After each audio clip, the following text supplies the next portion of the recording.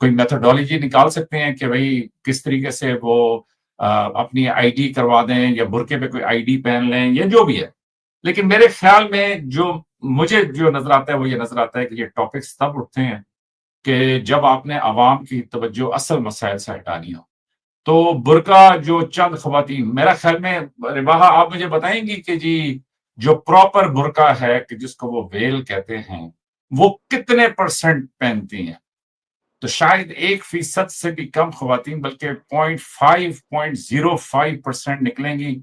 अगर पूरे बर्तानिया में आप गिने तो शायद 50 होंगी, शायद 200 होंगी, शायद मतलब मेरे ख्याल में 1000 भी हो जाए तो खुद मुसलमान भी हैरान होंगे कि जी ये 1000 हो गए। सुना दी और उसके बाद जी चॉइस की बात करने लगे मेजर साहब। अपना मन हो तो भाई ये कैसे हो जाएगा कि कदियानी अपने आप को मुस्लिम बोल रहे हैं भाई? ये कैसे हो जाएगा कदियानी मुस्लिम बोल रहे? अब फिर दूसरे को फ्रीडम की बातें सुना रहे। अच्छा है कि मैंने डॉक्टर अभिषेक मिश्रा को या तो बिलीवर बनाना है, मुसलमान कन्वर्ट करना है, नहीं तो मैंने डॉक्टर अभिषेक मिश्रा को कत्ल कर देना है। किसी को देख लेगा लड़की को तो वो भाई बड़ा इमोशनली इवोक्ड हो जाएगा और उसके ऊपर अटैक कर देगा। ये है बुरखे का लॉजिक। चूंकि जो बेचारी महिला है वो बाहर न जाए, कोई उसको देखेगा लड़का और वो भी उसके अंदर सेक्सुअल अर्ज आएगा और वो उसको वायलेट कर देगा। यही समाज हम बनाना चाहते हैं।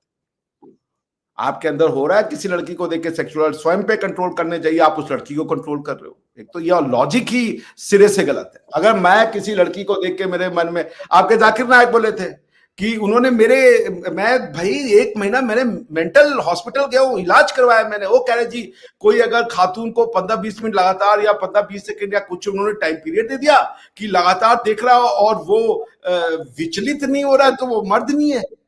मैंने कहा यार मैं कई खातूनों के साथ बातचीत कर रहा हूँ, मेरे कई महिला मित्र हैं, मैं उनको मुझे नहीं होता है कुछ। पाकिस्तान में थोड़ा सा ये ज्यादा मसला है। और ये जो अरे हलचल वो वाली आप बात कर रहे हैं ना, ये भी समझ रहा सुने हूँ। सुने डॉक्टर साहब, चले इसमें मैं अपना एक लुकमा डाल देता हूँ। ये हिंदुस्तान पाकिस्तान में जरा हलचल वाले मसले ज्यादा भी हैं, बाकी पूरी दुनिया इनको टप टपा के आगे निकल गई है, लेकिन इधर वो हलचल तो मतलब वो जोश तो वो यार ये हम आग और पानी नेशन से परेशान है। हिंदुस्तान पाकिस्तान, हिंदुस्तान पाकिस्तान। अबे आप पाकिस्तान की बात करें, हमें ना जोड़े उसमें। हमारे यहाँ नहीं नहीं, मैं वो कह रहे थे हमारे जो मैं- स्वामी जी सिखाते हैं वो तो कहते हैं भैया पराई स्त्री को देख के आंख बंद कर लो, इस सब में बर्बाद हो जाओगे। स्त्रियों के एक अपनी स्त्री है, उसके साथ लगाओ, बच्चे करो, बस उसके बाद जाओ 50 साल के बाद। ये इसी का डॉक्टर साहब एक बदली हुई शक्ल हमें भी सुनाते हैं। मेरा ख्याल में फिर वो हिंदुस्तान से लिया उन्होंने। ये जो पराई स्त्री वाली बात है ना, इस तरह की मिलती जुलती यहाँ पे भी कहानियां हैं। Hi viewers, this is me Ribaha Imran which are watching my YouTube channel. Viewers, सबसे पहले चैनल को सब्सक्राइब करें, वीडियो को लाइक करें, शेयर करें और बेल आइकॉन ऑन करना मत भूलिएगा। मेरी तरफ से आप सबको ईद मुबारक। और आज हमें ज्वाइन किया है मेजर रजा ने पाकिस्तान से, और इंडिया से हमें ज्वाइन किया है डॉक्टर अभिषेक मिश्रा जी ने। दोनों किसी तारुफ के मोहताज नहीं है। Thank you so much major साहब, thank you so much doctor साहब, आप दोनों के वक्त का बेहद शुक्रिया। वेलकम वेलकम, बहुत शुक्रिया। मेजर साहब आपको भी ईद मुबारक, डॉक्टर साहब आपको भी ईद मुबारक। आपको भी ईद की बहुत बहुत बधाइयां, सबको ईद मुबारक हो और खूब खुश रहिए, यही हमारी मनोकामना है। Thank you. खैर मुबारक जी, बहुत शुक्रिया डॉक्टर साहब, बहुत शुक्रिया रिबाल। आज हम जिस टॉपिक पे बात करने जा रहे हैं वो बहुत वायरल है, और वायरल इसलिए है क्योंकि हर बार हम देखते हैं कि इस पर तबसरा होता है।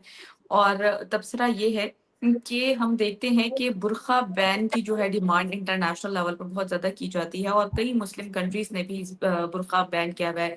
बहुत सारी ऐसी मुस्लिम कंट्रीज हैं, तो इस पर भी आज तबसरा करेंगे। और यूके की तरफ से ये कहा जा रहा है, यानी कि वहाँ पे डिमांड की जा रही है कि बुर्के को बैन किया जाए, और इस पर बात करेंगे, इसके पीछे क्या वजूहात हैं वो भी बात करेंगे। और दूसरा टॉपिक मेरा बेसिकली ये है कि चनाब रिवर के पास इंडिया के कश्मीर वाली साइड से खबर आ रही है, इंडिया के प्राइम मिनिस्टर नरेंद्र मोदी ने जो है वो ब्रिज की इनॉग्रेशन की है। इस पर बात करेंगे, और कहा जा रहा है कि दुनिया का सबसे बड़ा इसकी बुलंदी जो है आईफल टावर से भी बुलंद है। तो इस पर बात करेंगे। तो आगाज जो है हम मेजर साहब से करेंगे। मेजर साहब क्या कहना चाहेंगे आप? सबसे पहले तो मैं आपसे ये सवाल करूंगी, ये टॉपिक डिस्कस करना चाहूंगी कि बुर्का बैन की जो डिमांड है वो क्यों जो है वेस्ट पे बढ़ती जा रही है। अगर हम यूरोपियन कंट्रीज में देखें और कई इस्लामिक कंट्रीज में भी बुर्का को बैन किया गया है, और अब ब्रिटिश भी इस पर जो है वो ये कह रहा है, क्लेम कर रहा है कि हम जो है बुर्का बैन करेंगे, और बहुत सारे केसेस भी बुर्के से रिलेटेड हमारे सामने आते हैं। आप इस पर क्या कहना चाहेंगे?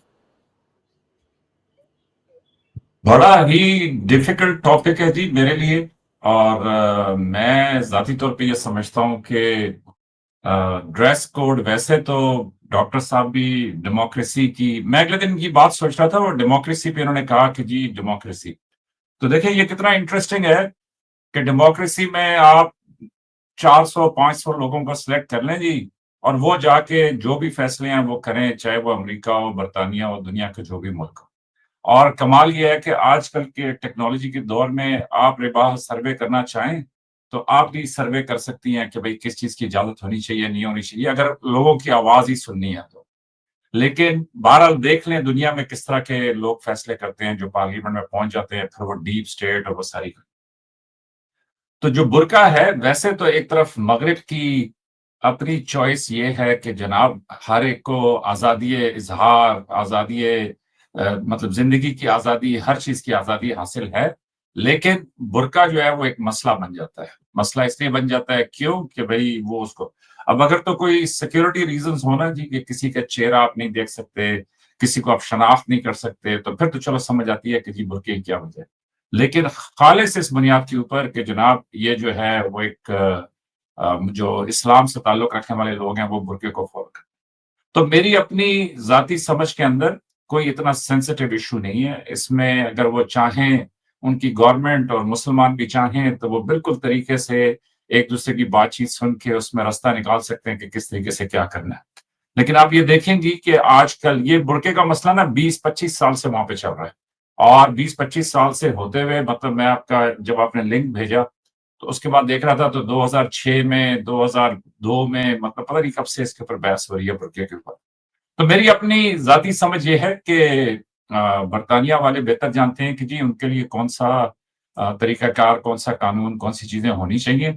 लेकिन साथ में बरतानिया वाले आज़ादी इज़हार, फ्रीडम ऑफ स्पीच और मतलब एक्सप्रेशन, और आप एक्सप्रेशन वो कहते हैं कि हर तरह का हो सकता है। आपका एक्सप्रेशन आपकी बातचीत हो सकती है, आपका एक्सप्रेशन जो है आपकी राइटिंग्स हो सकती हैं, आपका एक्सप्रेशन जो है वो आपका ड्रेस हो सकता है, आपका एक्सप्रेशन जो है वो आपका वे ऑफ लाइफ हो सकता है। तो एज़ लॉन्ग एज़ कि वो डे टू डे लाइफ के अंदर कोई प्रॉब्लम नहीं क्रिएट कर रहा, तो मेरा ख्याल में कि अगर कोई खातून पहनना चाहती हैं बुर्का, तो वो उनकी चॉइस है। जहाँ तक रह जाए कि जी सिक्योरिटी पॉइंट ऑफ व्यू से किसी को अगर आपने चेक करना है, तो वो आप उसकी कोई मेथोडोलॉजी निकाल सकते हैं कि भई किस तरीके से वो अपनी आईडी करवा दें, या बुर्के पे कोई आईडी पहन लें, या जो भी है। लेकिन मेरे ख्याल में जो मुझे जो नज़र आता है, वो ये नज़र आता है कि ये टॉपिक्स तब उठते हैं कि जब आपने अवाम की तवज्जो असल मसाइल से हटानी हो। तो बुर्का जो चंद ख़वातीन, मेरा ख़्याल में रिबाहा आप मुझे बताएँगी कि जी जो प्रॉपर बुर्का है, कि जिसको वो वेल कहते हैं, वो कितने परसेंट पहनती हैं? तो शायद 1% से भी कम ख़वातीन, बल्कि 0.5 0.05% निकलेंगी। अगर पूरे बरतानिया में आप गिनें, तो शायद 50 होंगी, शायद 200 होंगी, शायद, मतलब मेरे ख़्याल में 1000 भी हो जाएँ तो खुद मुसलमान भी हैरान होंगे कि जी ये 1000 हो गए। तो उन 1000 के ऊपर इतनी डिबेट, और उसके ऊपर स्टेटमेंट्स, और उसके ऊपर सारे मीडिया की कवरेज क्यों? It's a very good way to distract people, के नॉन इश्यू को इश्यू बनाओ, और जो इश्यूज हैं उनसे लोगों की तवज्जो हटाओ, और उसके ऊपर जो है ना, जो गवर्नमेंट करना चाहती है वो करके आगे बढ़े। तो मेरी अपनी जाती नजर में आप देख लें कि जो बुर्का है, इवन पाकिस्तान में प्रॉपर बुर्का, या किसी और इस्लामी मुल्क में प्रॉपर बुर्का, या ब्रिटिश में प्रॉपर बुर्का, बहुत माइन्यूट सी परसेंटेज होगी। लेकिन ये लेबलिंग होती है, तो they will label you like that, और उससे जो है फिर वो अपना नैरेटिव बिल्ड करेंगे, और उसके ऊपर फिर ये सारी कहानी चलेगी। तो मेरा ख्याल में नॉन इश्यू को इश्यू बनाया जा रहा है, कोई इतना बड़ा इश्यू नहीं है कि जिसमें इतनी बहस की जाए। सही हो गया। डॉक्टर साहब आपकी जानिब बढ़ते हैं। आप क्या कहना चाहेंगे हिजाब के और बुर्का बैन के पहले भी बहुत सारे केसेस हम देखते आए हैं, और इस खबर से रिलेटेड आपकी क्या ओपिनियन है? और आपके यहाँ पे एक बुर्का बैन और हिजाब बैन का भी केस एक आया था। क्या कहेंगे आपके कर्नाटका में? इस पर भी आप बताइएगा, और ब्रिटिश के हवाले से जो न्यूज़ आ रही है बुर्का बैन की, सॉरी, उस पर आपके क्या ओपिनियन है? देखिए, चीजों की समझ होनी बहुत आवश्यकता है। वो दिक्कत यही है कि समझ नहीं है ना, तो प्रॉब्लम हो जाता है। इंडिया में जो बैन नहीं था कभी भी, इंडिया में था कि आप स्कूल कॉलेज में आप जाएंगे तो आपको एक जो स्कूल यूनिफॉर्म होता है वो फॉलो करना पड़ेगा। उसके अगेंस्ट में कह दिया गया कि नहीं जी, हम तो स्कूल में भी जाएंगे तो हम बुर्के में जाएंगे या जो भी है वो। देखिए, इट्स नॉट अबाउट बुर्का। मेजर साहब ने बड़ी अच्छी बात कही, डेमोक्रेसी को गालियां सुना दी और उसके बाद जी चॉइस की बात करने लगे मेजर साहब। अब अपना मनो तो भाई, ये कैसे हो जाएगा कि कदियानी अपने आप को मुस्लिम बोल रहे हैं भाई? ये कैसे हो जाएगा कदियानी मुस्लिम बोल रहे हैं और फिर दूसरे को फ्रीडम की बातें सुना रहे हैं? अच्छा जी, इजराइल स्टेट नहीं है जी, ये कैसे हो जाएगा? हम अपने पाकिस्तान के पासपोर्ट में लिख देंगे जी इजराइल स्टेट। तो मेजर साहब मेरे बड़े अच्छे छोटे भाई है, मैं पूरा यकीन करता हूँ कि वो मैं बड़ा हूँ, वरना भी मेजर वहां से एक मिसाइल चला देंगे अगर मैं बड़ा भाई बोल देता तो आई एम प्रीटी श्योर कि जो मिसअंडरस्टैंडिंग है ना वो आप समझे। देखिए, no one is against religion. अब आप जैसे मैं पिछले बार 5-6 बार से मुझे मेजर साहब भी सुनाते रहे 57 इस्लामिक मुल्क हैं, 56 इस्लामिक मुल्क है, पता नहीं कितने इस्लामिक मुल्क में। अब 2 सबसे बड़े इस्लामिक मुल्क, वो इस्लामिक मुल्क भी नहीं है। तो आप जो है ना वो रूमर्स पे चलते हो। ये ओआईसी के मेंबरशिप से आपने दुनिया को इस्लाम का ठप्पा लगा दिया। बाय द वे, ओआईसी की मेंबरशिप इंडिया ले रहा था, लेकिन आपको पढ़ना चाहिए और आप पढ़ते नहीं हो, ये दुनिया का सबसे बड़ा प्रॉब्लम है। उससे मैंने कहा ना, मैं कल जगह था तो किसी ने मुझसे पूछा कि भारत पाकिस्तान की बात ही तो नहीं। मैंने कहा नहीं होनी चाहिए। पाकिस्तान में अच्छे लोग हैं, पढ़े लिखे नहीं, वो वही पढ़ रहे हैं जो उनको सूट कर रहा है, बियॉन्ड एनी अंडरस्टैंडिंग की डेमोक्रेसी क्या होती है, रिपब्लिकनिज्म क्या होता है, क्यों आवश्यकता पड़ गई, क्यों, what does burqa signifies, choice of cloth. मुझे नहीं लगता कि मेजर साहब बहुत ज्यादा देना चाहेंगे किसी को भी, बट बुर्का क्या क्या सिग्निफाई करता है, बुर्का लाने का लॉजिक क्या है, उसकी रेशनैलिटी क्या है? उसकी रेशनैलिटी है कि लड़की अगर बाहर देख लेंगे लोग, अब मैं बाकी और चीजों पे नहीं जाता, लेकिन आपको जितना लिमिटेड है, चूंकि आपका चैनल उसके लिए नहीं है, कि कोई किसी को देख लेगा लड़की को तो वो भाई बड़ा इमोशनली इवोक्ड हो जाएगा और उसके ऊपर अटैक कर देगा। ये है बुर्के का लॉजिक। चूंकि जो बेचारी महिला है वो बाहर न जाए, कोई उसको देखेगा लड़का और वो भी उसके अंदर सेक्सुअल अर्ज आएगा और वो उसको वायलेट कर देगा। यही समाज हम बनाना चाहते हैं। आपके अंदर हो रहा है, किसी लड़की को देख के सेक्सुअल स्वयं पे कंट्रोल करने जाइए, आप उस लड़की को कंट्रोल कर रहे हो। एक तो यह लॉजिक ही सिरे से गलत है। अगर मैं किसी लड़की को देख के मेरे मन में, आपके जाकिर नायक बोले थे कि उन्होंने मैं भाई 1 महीना मैंने मेंटल हॉस्पिटल गया हूँ, इलाज करवाया मैंने। वो कह रहे जी कोई अगर खातून को 15-20 मिनट लगातार या 15-20 सेकंड या कुछ उन्होंने टाइम पीरियड दे दिया कि लगातार देख रहा हो और वो विचलित नहीं हो रहा है तो वो मर्द नहीं है। मैंने कहा यार, मैं कई खातूनों के साथ बातचीत कर रहा हूं, मेरे कई महिला मित्र हैं, मैं उनको, मुझे नहीं होता है कुछ। रिवाज जी, मैंने आपके साथ घंटा घंटा प्रोग्राम किया, मुझे आज तक कुछ नहीं हुआ। मुझे आप में छोटी बहन और अपनी, अगर मेरी अपनी खुद का परिवार होता तो उसकी आप से दिखती है मुझे। मैंने कहा यार, मैं डॉक्टर के पास गया, मैंने कहा डॉक्टर साहब सब ठीक तो है भाई, मैं क्या, मेरे साथ प्रॉब्लम है कि मैं लड़कियों को देख के कुछ महसूस नहीं कर पा रहा हूँ।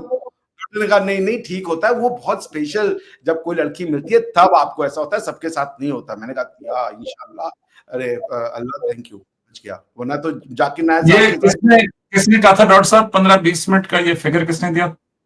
रिवाज ही बताएंगे आपको। आप पूछिए, हो सकता है झूठ बोल जाकिर नाइक ने जब ये पाकिस्तान आया था ना तो इस तरह की स्टेटमेंट पास, ये इनको सारे इस तरह के बड़े पसंद है सारे। भाई स्टेट गेस्ट आप बना रहे हैं, भाई स्टेट गेस्ट आप बना रहे हैं।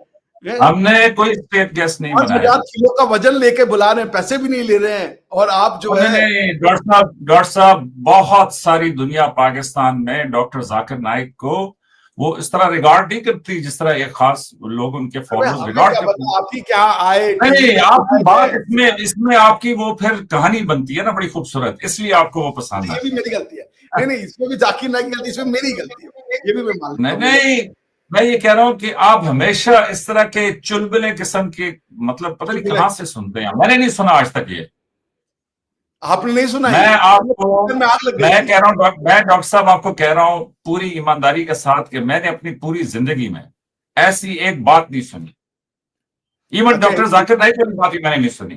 मेरा जो टिकटॉक का लॉजिक है ना, वो मुझे ये भेजता ही नहीं है सर। वो बड़ी वायरल हुई थी, टीवी डिबेट में वो बैठे हुए थे और वो एंकर को ही खताब मतलब उनसे मुखातिब होकर ये बात कर रहे थे कि 20 मिनट से ज्यादा अगर कोई इस तरह खातून सज के बैठे और किसी को हलचल ना हो, इस तरह की बातें की हो, और काफिर हाँ, से हलचल, that's रिलेटेड, हलचल। सर काफिर से रिलेटेड भी बड़े नहीं प्रोग्राम देखिए, इसमें होते हैं। मुझे मैं नहीं ये कहता हूँ, मेजर साहब, मैं परेशान हुआ, मैं डॉक्टर क्या गया, मैं हलचल वाले डॉक्टर के पास भी गया और मानसिक डॉक्टर के यहाँ भी गया कि भाई क्या हो रहा है, मैं तो जा रहा हूँ महिलाओं के साथ बैठ रहा हूँ, मुझे हलचल तो क्या, कुछ नहीं हो रहा है, मुझे माँ बहन बिटिया दिख रही है अपनी। और एक और डॉक्टर साहब, एक और यहाँ पे माजरत के मैं आपको रोक रहा हूँ, नहीं बोलिए, लेकिन ये भी हम लोग मैंने सिर्फ गलत नहीं है, हिंदुस्तान, ये तो मैं सुने मान लिया। सुने डॉक्टर साहब, यहाँ पे ना रिश्तेदारों वाली बात है। सिर्फ हिंदुस्तान पाकिस्तान में मैंने ये देखा है कि हम हर एक को बहन या माँ बोलेंगे।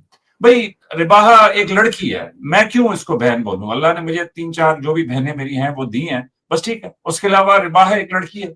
हर एक लड़की को, ये हिंदुस्तान पाकिस्तान में मैंने ज्यादा देखा है। माजरत, ये वैसे मैं एक आम सा कमेंट दे रहा हूँ, मतलब वो एज ए लड़की भी एग्जिस्ट कर सकती है, मेरी कॉलीग हो सकती है, मेरी सीनियर हो सकती है, मेरी जूनियर हो सकती है।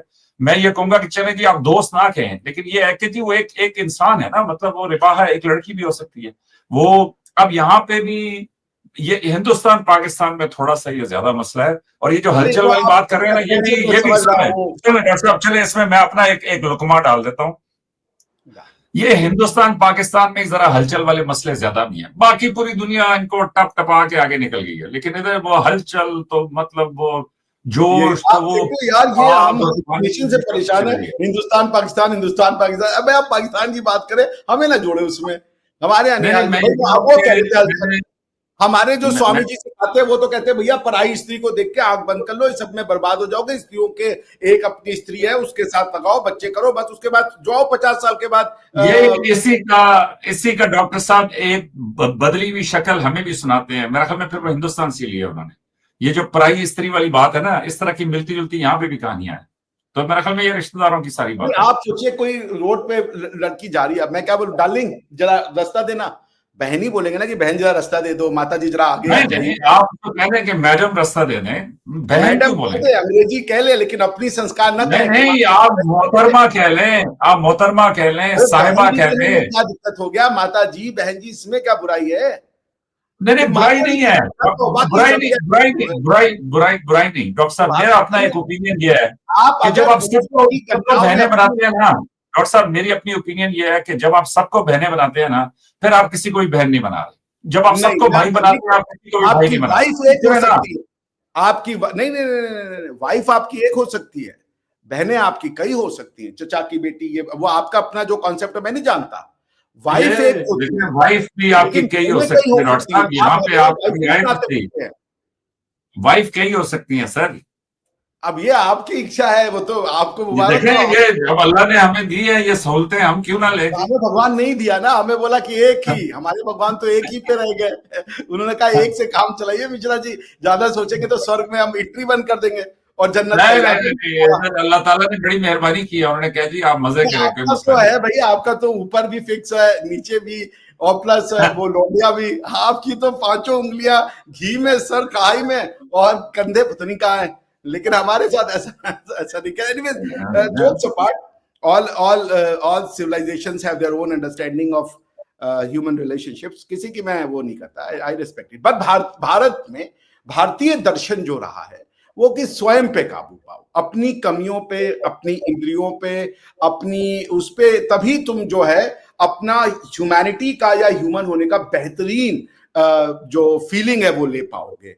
आप अपने ब्रह्मचर्य को, अपने कौमार्य को, अपने ये जो जिसको आप कहते हैं कामुकता को कंट्रोल करना बहुत जरूरी है। अगर आप नहीं करेंगे तो आप एक ऐसे दलदल में फंसेंगे जो आपको कहीं ना कहीं बर्बादी की ओर ले जाएगी। तो ये मनुष्य में इनबॉर्न कमियां हैं, और जब आप मानवता को सिविलाइजेशन की ओर ले जाते हैं तो इन कमियों के ऊपर सेल्फ कंट्रोल होना बहुत आवश्यक है, otherwise there is no end to it. Nevertheless मैं कह रहा हूं आपकी वो एक फिलॉसफी है, these are all philosophies to explain a phenomena कि how should you deal with the women। तो हमारे यहाँ उसको ऐसे देखा गया है। खैर एनीवेज, तो जैसे हमारे यहाँ तो आप मेजर साहब जब शादी करेंगे तो 7 डिग्री का प्रोहिबिशन है, 7 डिग्री का, और आज से नहीं है, हजारों हजारों साल से है, 7 degree from the father side and 5 degrees from the mother side, कि आपका कोई भी लिंक नहीं होना चाहिए उस परिवार से, वरना शादी हुई खत्म हो जाएगा। आप रिश्ते लाते हैं, सबसे पहला क्वेश्चन होता है भैया इनका गोत्र बताइए। अगर गोत्र सेम निकला, खेल खत्म, कि ये कहीं ना कहीं मेरे जैसे मैं हूं और मेरे सगे भाई है, मैं अपनी सगी बहन से शादी नहीं कर सकता, ठीक। मेरी सगी बहन है, उसके बेटे हो गए और मेरे बच्चे हो गए, वो दोनों आपस में शादी नहीं कर सकते। फिर उनके बच्चे हो गए, वो आपस में शादी नहीं कर सकते। अब यहां पर तो ऐसा वो व्यवस्था है कि आप कई पीढ़ियों तक का नहीं कर पाएंगे, क्योंकि वो सैकड़ों साल के उनके पास वो रखे हुए पूरे पोथी में, उस पर नहीं जाता। तो फर्स्ट थिंग है कि आप अगर गोत्र है और नाड़ी सेम है, शादी कैंसिल, इम्पॉसिबल है, क्योंकि वो फिर आप एक फैमिली ट्री में आ जाते हो और उसमें शादी नहीं हो सकती। बट तो इसमें 7 डिग्रीज फादर साइड पे और 5 डिग्रीज मदर साइड पे, ये स्टैट्यूटरी है, कस्टमरी नहीं है। स्टैट्यूट ने इसको ये ख्वातीन यहाँ पे भी जीत गई ना, कि उन्होंने कहा कि इसको जरा और परे कर दो, हमारा थोड़ा सा करीब कर दो। नहीं, खवातीन इसलिए कि आप जब लड़की दूसरे फैमिली में चली जाती है तो आपसे जेनेटिकली दूर हो जाती है। तो अब मेरी बुआ और मेरे चाचा जो हैं वो सेम रिश्ते में नहीं हो गए, बुआ के साथ फूफा की फैमिली जुड़ गई, फिर फूफा के फूफा उधर से फैमिली जुड़ती चली जाती है, इसलिए। लेकिन ये स्टैट्यूटरी है, यहां पर इस पे भी लेकर के वो रहता है। कस्टमरी में है कि कोई कर ही नहीं सकता। अगर वो कहीं से भी फैमिली ट्री जुड़ जाती है और गोत्र और नाड़ी उसका जरिया है ये टेस्ट करने का कि whether you belong to the same family tree और नॉट। तो अगर वो दोनों आपका सेम है, बिना इसीलिए उसके ना वो कुंडली मंगवाते, बिना उसके वो शादी की बात करते नहीं है। That's very scientific. तो मैं खैर इसमें नहीं जा रहा, वो अपने अपना हर सोच। 7 डिग्री जो है वो कितने रिश्ते बन जाते हैं, मतलब कितने कजन्स कितनी दूर चले जाते हैं?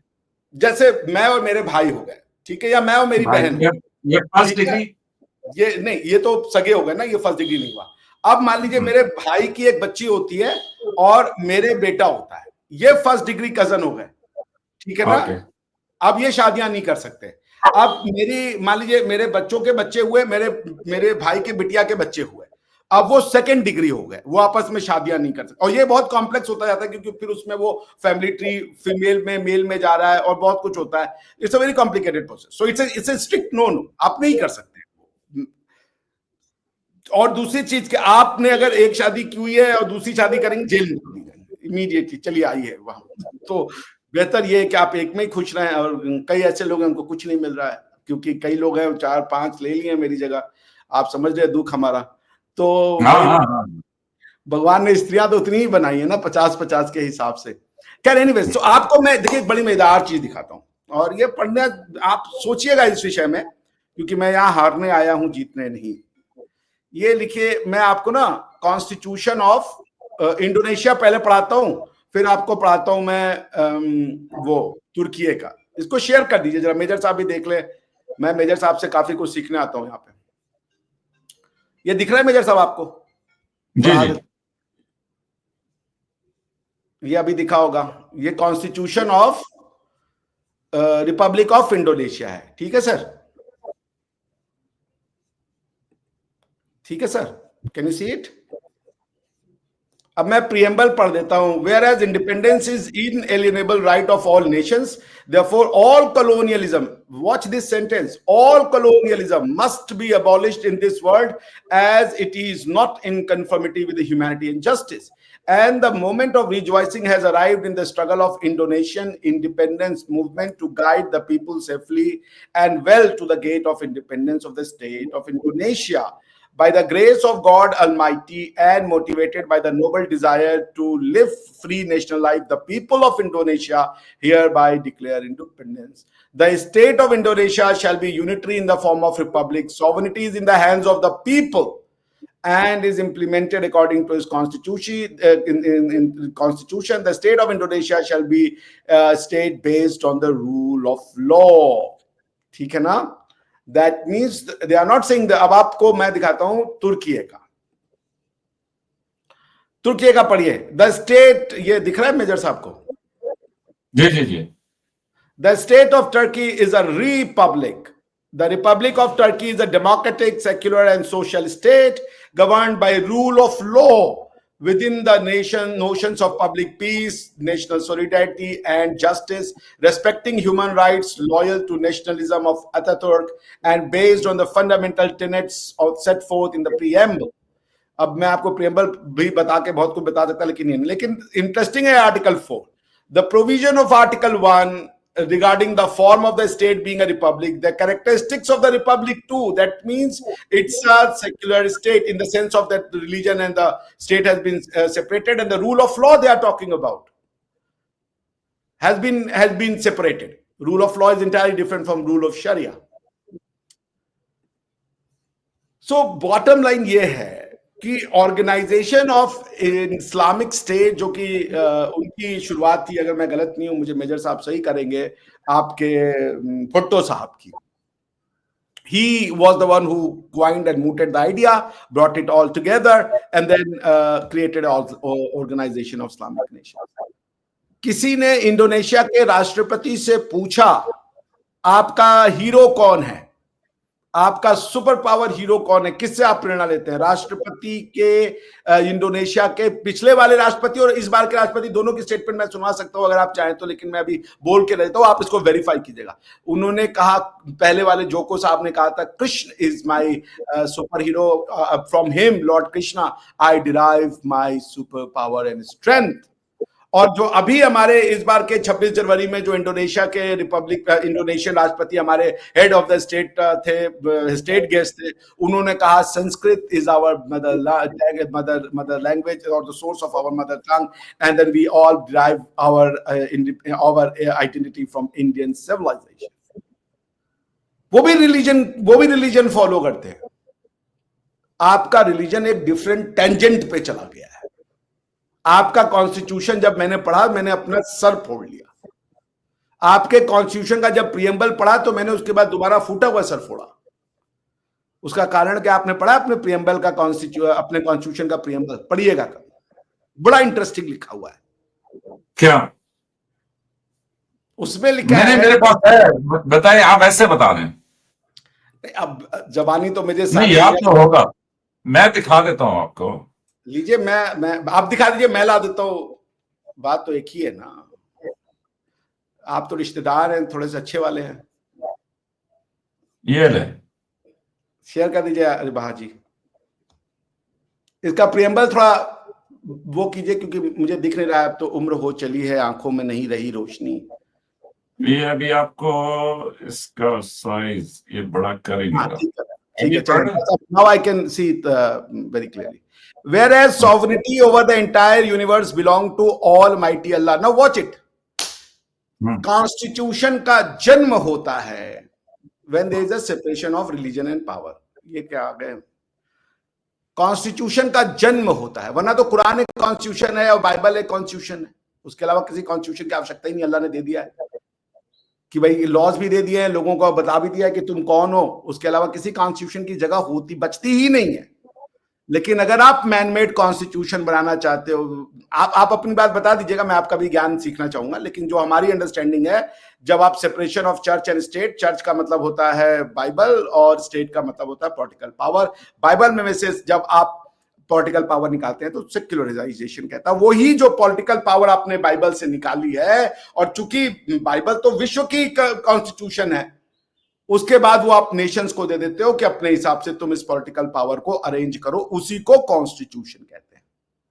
आपका क्या कह रहा है? Whereas sovereignty over the entire universe belong to almighty Allah alone, and authority to be exercised by the people of Pakistan within the limits prescribed by him. Him मतलब अल्लाह. कब भैया अल्लाह ने बात कर ली पाकिस्तान के लोगों से? ये कहां से ये प्रिस्क्रिप्शन मिल गया आपको? कुरान तो final word of the God है. गॉड ने बोल दिया था, मैंने तुम्हारी जो है वो रिलीजन कंप्लीट कर दी. ये कहां से ले आए आप? प्रिस्क्रिप्शन का मतलब है गाइडेंस, रूल. तो आप ये क्लेम कर रहे हो कि you have spoken to Allah thereafter, क्योंकि आप ही के आर्मी के मन में कौन वो क्या मुनीर ने बोला था कि भाई हमारे तो कुरान में 2 स्टेट्स का नाम आता है. एक पता नहीं कौन सा स्टेट बताया था, और हिजाज या कोई, मुझे याद नहीं, और एक और स्टेट का नाम. तो फिर क्या क्या बताया था? Yathrib, Medina. यात्रिब मदीना को कहते हैं. Yes, I know that.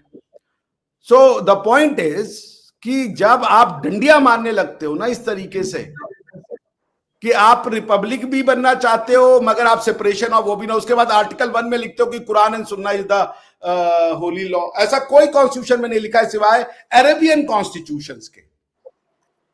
आप अरबी बनने की आपने, अब इंटरेस्टिंग है, आप article 1 constitution of Saudi Arabia पढ़िए और उसके साथ पढ़ना होगा तो आर्टिकल 7 ऑफ पढ़िएगा यूएई का कॉन्स्टिट्यूशन। यूएई सऊदी अरेबिया का कॉन्स्टिट्यूशन कहता है कि Quran is the constitution of Saudi Arabia and they are right so. Yes, Quran is the constitution of Saudi Arabia, जैसे Veda is the constitution of India.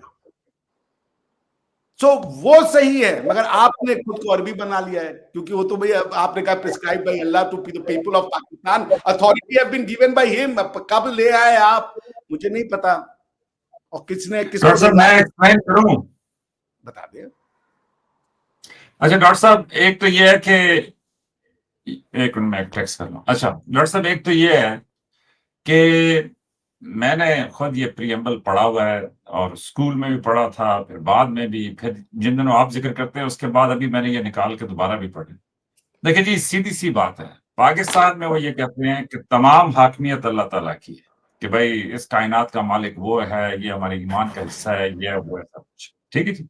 उसके बाद वो ये कहते हैं कि दुनिया पे अल्लाह का नायब जो है वो मैं हूं, मतलब जो इंसान है वो अल्लाह का नायब है। नायब means he is second to God, और सेकंड टू गॉड का मतलब ये है कि मैं इस दुनिया में मौजूद हूं, अल्लाह ताला ने मुझे यहाँ पे भेजा है, मेरी जिंदगी का एक मकसद है, और ये with in the limits prescribed by him, कि जो अल्लाह ताला ने कुरान पाक में बातचीत की भी है, उस बातचीत से रहनुमाई लेते हुए आप अपना कॉन्स्टिट्यूशन, इसमें गलत क्या है?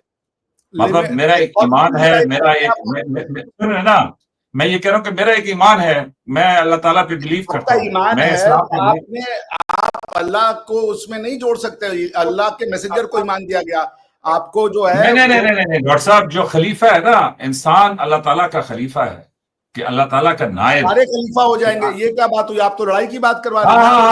हाँ, यही तो खूबसूरती है इस्लाम की, कि हम सब अल्लाह के खलीफा हैं, हम सब अल्लाह के नायब हैं, ये तो, बाकी जो आगे सब बराबर हैं। यही इस्लाम ने, डॉक्टर साहब, जो इस्लाम ने रेवोल्यूशन लाया था ना, मैं ये थोड़ी देर के लिए इसको बंद कर दूं, वो इसलिए कि मुझे आप लोग नजर ही नहीं आ रहे, कि इस्लाम ने जो रेवोल्यूशन लाया, वो रेवोल्यूशन ये लाया कि हुजूर सल्लल्लाहु अलैहि वसल्लम ने उस जमाने में 1400 ईयर्स अगो ही सेड कि जी ना काले को गोरे पर, ना अरबी को अजमी पर, अजमी कहते हैं नॉन अरब पर, और ना अजमी को अरबी पर, किसी को कोई फौकियत नहीं, एवरीबॉडी इज इक्वल। और यही वजह है कि इस्लाम में मस्जिद में इधर उधर जहां पे भी लोग जाते थे, वो सब अपने आप को इक्वल खलीफा के, मतलब सब, वो ठीक है गवर्नमेंट की हायरार्की थी कि जी तो कोई जनरल है तो कर्नल है, तो एक मिनट मेजर साहब, ये कौन सी किताब थी जिसने इस ज्ञान, सुपर ज्ञान के आने से पहले ये बोला था कि किसी के ऊपर वो हाकिम अजली क्या हकीमियत नहीं है, मतलब nobody is superior to anybody else, everybody is equal। इस किताब में लिखा था कि someone is superior to someone, हालांकि कुरान के हिसाब से बिलीवर नॉन बिलीवर सेम नहीं है।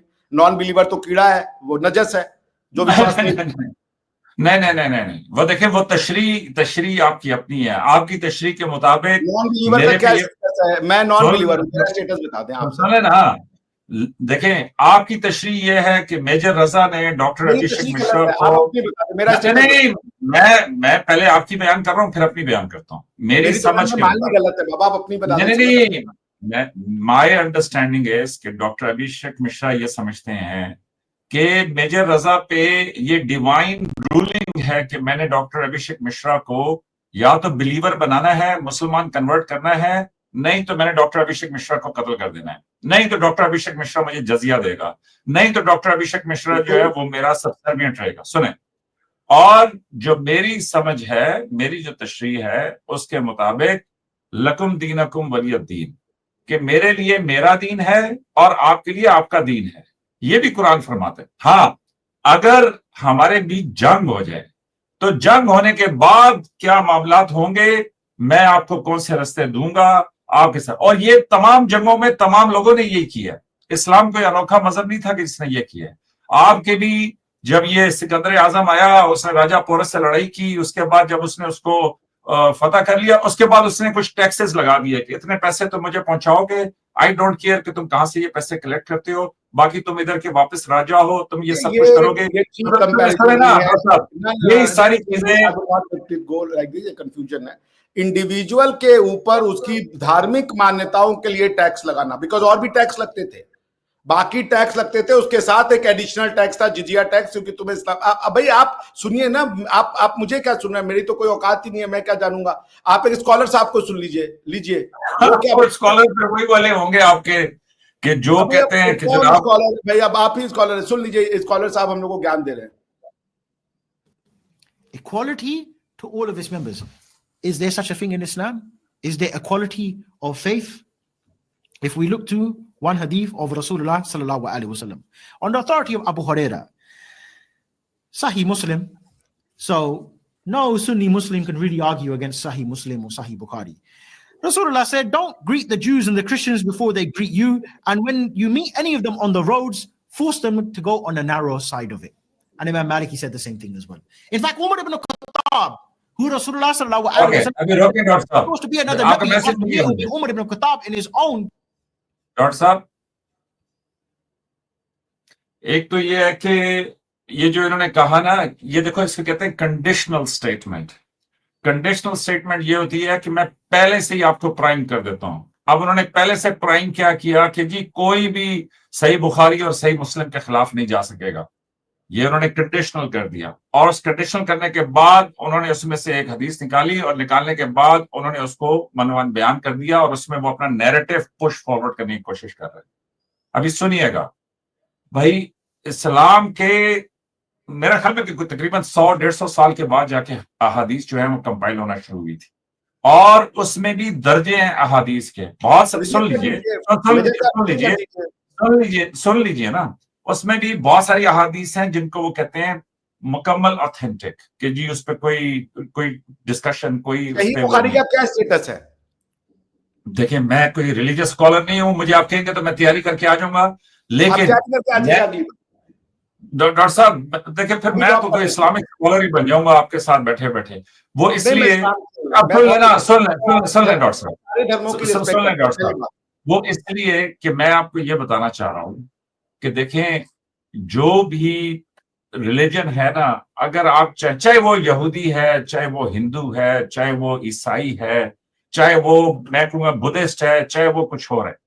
अब बर्मा में आपको बुद्धिज्म की मिसालें मिल जाएगी कि जहां पे उन्होंने ये जो रोहिंग्या मुस्लिम्स को मारा, पीटा, ज़िबा कर दिया, उठा के बांग्लादेश में फेंक दिया, मतलब वो सारी कहानियां हमने सुनी हुई है। आपको ज्यूज में ये जो इसराइल में हो रहा है, मतलब वो सारा कुछ आपको मिल जाएगा, हिंदूज में मिल जाएगा, मुस्लिम्स में मिल जाएगा, सब में मिल जाएगा। तो जो भी चाहे वो रिलीजन की बड़ी शदीद, क्योंकि देखे ना, रिलीजन के ऊपर आप एकदम से लोगों को खड़ा कर सकते हैं, आप लोगों को जो है ना वो चार्ज अप कर सकते। चलें सर, मैं अपनी नाकिस राय के मुताबिक बता रहा हूं कि भाई लोग उन नैरेटिव्स को इस्तेमाल करते हैं तो वो उससे बड़ी शिद्दत पैदा कर लेते हैं।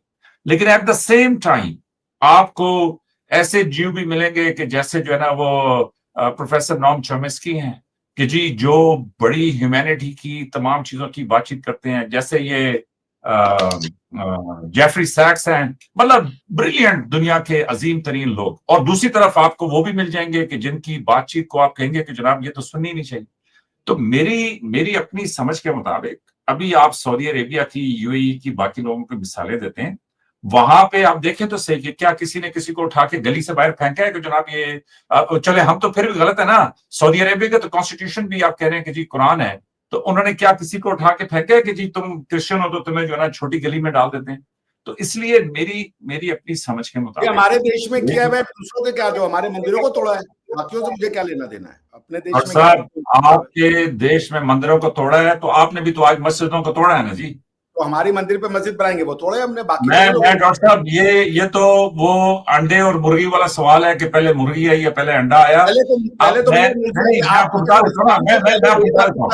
जो भी जब ताकत में होता है, इस्लाम से पहले, सुन लीजिए सर, इस्लाम से पहले क्रिश्चियनिटी आ चुकी थी। ये तो ये आपका एनालॉजी कतई ठीक नहीं। चलिए इसको छोड़ देते हैं, मैं इस पे बात नहीं करना चाहता, मैं इस्लाम की बात नहीं करता, मैं सिर्फ इलस्ट्रेशन देना चाह रहा था। आपने उस दिन भी बार बार बात की थी, जो मैं आप लोग को समझाना चाहता हूं बार बार, कि it's good to take religion, it's good to take religion, is okay. God चाहिए होता है, बिना गॉड के मनुष्य को मुश्किल होती है। God is a necessary, because of your feelings, may God word use करना, is a necessary thing, is a necessary element of the human psyche. He needs a constant जिसके ऊपर वो भरोसा कर सके कि ये मेरा अच्छा करेगा। मगर गॉड के हिसाब से नेशंस नहीं बनते। आप यहां दुनिया की सबसे बड़ी गलती करते हो, सबसे बड़ी गलती, कि आप, जब मैं ना एक बार कजाकिस्तान में था, मेरा एक दोस्त था सीरियन, टिका के दारू पीता था, पूरी उसको वो सब याद थी। तो मुझसे एक बार उसने बड़े प्राउडली पूछा, tell me how many Arabic states are there in the world and dinner is tonight on me. Arabic world उसने पूछा। कॉलोनाइजेशन और एक्सेप्टेंस ऑफ गॉड, बुद्धिज्म भी जापान में गया, मगर वो वहां के कल्चर के साथ कॉन्फ्लिक्ट में नहीं आया। मैं आपको ऐसे बुद्धिस्ट, ऐसे जापानीज को बता दूंगा जो कहते हैं कि हमारी कल्चर का 80% इंडियन कल्चर से फॉलो है, मगर बुद्धिज्म ने वहां पे जो ऑलरेडी एग्जिस्टिंग सोशल ऑर्डर था, सोशल मान्यताएं थी, उसको कैंसिल आउट नहीं किया। कोई नया लीगल ऑर्डर नहीं दे दिया कि तुम्हारे ये लॉ गलत हो गए, अब इन लॉस को लगाओ। दुनिया में बुद्धिज्म भी गया है, दुनिया में और भी रिलीजन गया है। जैसे जूस कन्वर्ट करने को तैयार नहीं है, लेकिन जी मुसलमान कन्वर्ट करने को तैयार है। उसके बाद क्रिश्चियन भी कह रहे हैं हमारा भी कन्वर्ट करने को तैयार है। आप पॉइंट यहां पे ये होता है कि मैं कन्वर्ट क्यों करूं जब मैं रिजेक्ट ही नहीं करता। मैं तो जीसस क्राइस्ट को बहुत प्यार करता हूं, बहुत एकदम दिल से प्यार करता हूं, और मैं मोजेस को भी बहुत प्यार करता हूं दिल से, मैं मोहम्मद को भी दिल से प्यार करता हूं, बहुत प्यार करता हूं। लेकिन अब आप कह रहे जी चूंकि हमारे वाले को प्यार करो, अपने वाले पे गाली दो, उसकी कमियां बताओ, उसमें जाकर के वो लिखाओ, और जब हमने आप में ढुकाया तो देखिए देखिए देखिए ये कॉन्टेक्स्ट है, वो उसका तशरीह है, और दूसरे वाले का आपने देखा, बताओ इनका ये होता है। दूसरे वाले का आप कॉन्टेक्स्ट देख लो। जैसे मेरे भगवान ने तो हमें ये सिखाया, एकम सत बहुधा विप्राहा वदंती। मिश्रा जी तो वैदिक आदमी है, मुझे तो स्वर्ग जाना है। मेरे भगवान ने मुझे कहा कि अभिषेक बेटा, सत्य एक है, लेकिन जो ज्ञानवानी लोग होते हैं, गुणी लोग होते हैं, वो समय समय पे आएंगे और तुम्हें रास्ता दिखाते रहेंगे उस सत्य को पहचानने का। कभी बुद्ध आ जाएंगे, कभी मोसेस आ जाएंगे, कभी मोहम्मद आ जाएंगे, कभी कोई और आ जाएगा। तो हमारे यहां ये है कि भाई ज्ञान लेते रहो, कोई भी ज्ञान अच्छा दे रहा, मगर बंद नहीं हो सकता। एकम सत्य बहुधा। उसके बाद हमारे आप कभी जाकर के, अगर वक्त हो आप ही के, चूंकि आप कह रहे हो कि आपका हमारा नाता वो जुड़ा हुआ है, जाके कभी न्याय सूत्र पढ़ लीजिए आप। उस किताब को मैं आपको फॉरवर्ड कर दूंगा, जब पढ़िए उसमें what is the knowledge of knowledge, आज से 3-4 हजार साल पहले लिखी गई किताब है वो, कभी पढ़िएगा उसको। कि before you can accept a ज्ञान, a knowledge, there are 16 parameters that you should let it pass through or let it be scrutinized. मैं आपसे क्या कह रहा हूं, रिलीजन बहुत अच्छी है, अल्लाह बहुत अच्छे हैं, इसमें तो कोई शक नहीं, उनके प्रॉफिट भी बहुत अच्छे हैं, इसमें भी कोई शक नहीं। लेकिन पॉइंट ये है कि क्या वो आपकी शिनाख्त बन सकता है, ये प्रॉब्लम है। क्या वो आपका लीगल ऑर्डर बन सकता है, ये प्रॉब्लम। गॉड को मानने में क्या बुराई, बुद्धिस्ट को मान ले। जैसे आपने कहा जी रोहिंग्याओं को या वहां के जो बर्मीज है, उन्होंने हिंदुओं को नहीं मार के भगाया, वहां पे हिंदू भी रहते हैं माइनॉरिटी, उनको नहीं मार के भगाया। रोहिंग्याओं को क्यों मार के भगाया? अरकान में आप जाके पूछे, वो जो विराथू जो उनके लीडर हैं, बुद्धिस्ट लीडर है, Buddhist are known for extreme pacifism. वो हार ही गए ये अफगानिस्तान में और बाकी जगह पे, क्योंकि उन्होंने दुनिया को कहा था कि शस्त्र नहीं उठाना है तुम्हें। आपको जैनिज्म की फिलॉसफी नहीं पता। हमारे यहाँ ऐसे ऐसे पीसफुल लोग हैं कि खुद को बर्बाद कर दो भैया, हिंसा नहीं करो। वो इसमें एक जैन मुनि आते हैं, उसमें हमारे बुद्ध टीचिंग के लोग आते हैं, वो कह रहे हैं हिंसा नहीं करनी हमें, हम मर जाएंगे but I will not raise my war my hands on someone. वो तो हिंदुइज्म में चूंकि जो वैदिक में है, उसमें भगवान ने धर्म युद्ध यानी कि सेल्फ डिफेंस की, वॉर की बातचीत की है कि हाँ भाई, अगर कोई अधर्म काम कर रहा है तो उसके अगेंस्ट में आपको शस्त्र उठाना पड़ेगा, जिसको हमारे यहाँ गीता में कहा गया है अहिंसा परमो धर्मा। अहिंसा मतलब वायलेंस ना करना, non violence is the extreme religion, that is the religion. But उसके बाद लिखा है कि धर्म हिंसा तथैव च।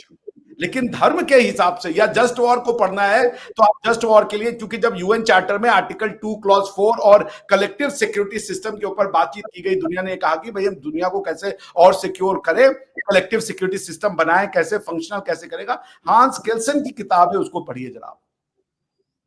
और उसमें दूसरा जो है योराम डाइंस्टीन की किताब है war aggression and self defence, इस किताब को पढ़िए। डॉक्टर साहब, मैं सिर्फ आपको एक तवज्जो दिलाऊंगा, मेरे ख्याल में फिर उससे प्रोग्राम खत्म भी करते हैं, मैंने कहीं जाना भी है। आप जो ना ट्रीटी ऑफ उमर पढ़े, ट्रीटी ऑफ उमर। हाँ, तो देखें ये तकरीबन 1400 साल पहले थे और वो दूसरे खलीफा थे, हुजूर सल्लल्लाहु अलैहि वसल्लम के बिल्कुल साथ थे। वो मेरे लिए सुन लेना, अरबों लगाएंगे, आप उसको मेरा डॉक्टर साहब सुन लेना, डॉक्टर साहब सुन तो लें।